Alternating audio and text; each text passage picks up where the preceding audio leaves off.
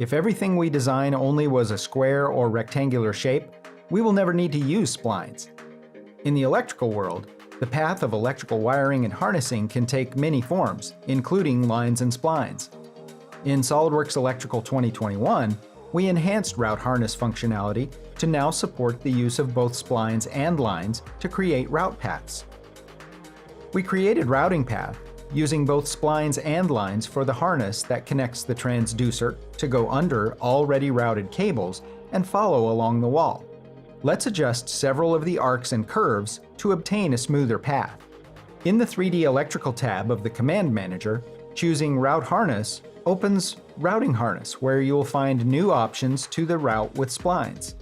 After routing is finished, the harness followed the predefined path we created.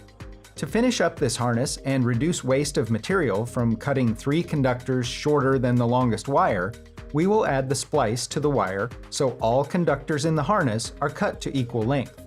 Supporting splines, along with lines and arcs in creating a routing path for electrical harnesses, greatly improves the versatility of routing electrical harnesses in geometrically complex products. It is a common practice to have multiple cables starting from a single connector and then have each of the cables go to different parts of the electrical system. Routing all these different cables as a single assembly does not provide flexibility designers want. In SOLIDWORKS Electrical Schematic 2021, we improved cables' properties by including the new field Separate 3D Route Assembly.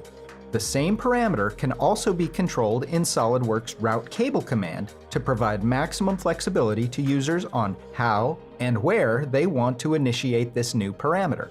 We already created 2 separate routing paths, one for each cable starting from the round 10-pin connector that brings signals from the outside world and connects to the PC board that controls navigation sensors.